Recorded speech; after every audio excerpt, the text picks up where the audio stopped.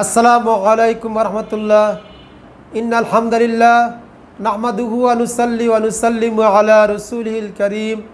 আম্মা বা'দ, ফাআউযু বিল্লাহি মিনাশ শাইতানির রাজীম। বিসমিল্লাহির রহমানির রহিম।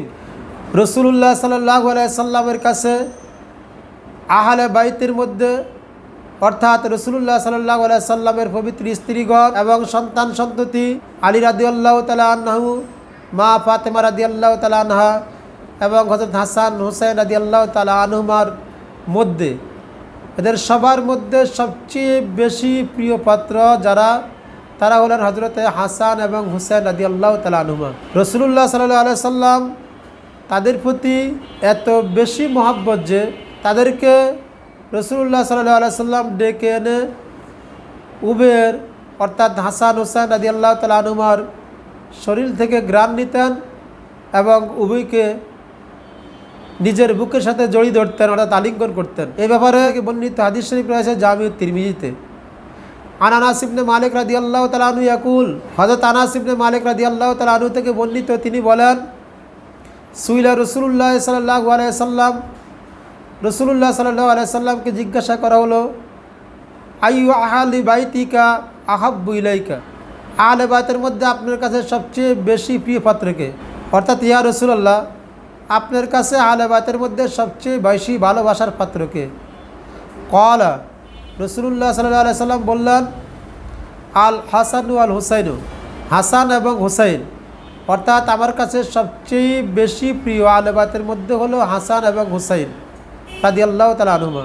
ওয়া কানা ইয়াকুলু লি ফাতেমাতা, রাসূলুল্লাহ সাল্লাল্লাহু আলাইহি সাল্লাম ফাতেমা রাদিয়াল্লাহু তাআলা আনহাকে বলতেন, উদঈলি ইবনাইয়া, আমার দুই সন্তানকে আমার কাছে নিয়ে এসো।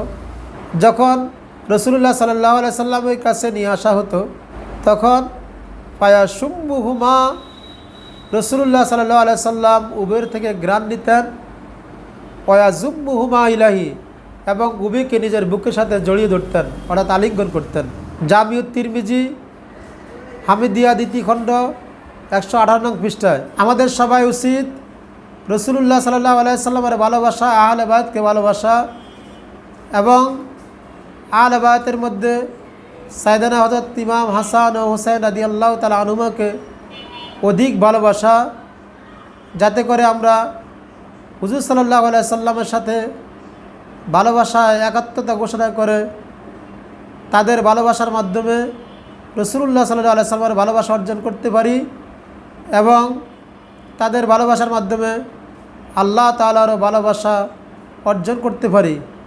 আল্লাহ তাআলা আমাদেরকে সবাইকে এই তৌফিক দান করুক যে আমরা যেন সবাই আহলে বাইত ও হাসান হুসাইন রাদিয়াল্লাহু তাআলা আনহুমাকে অধিক বেশি ভালোবাসতে পারি।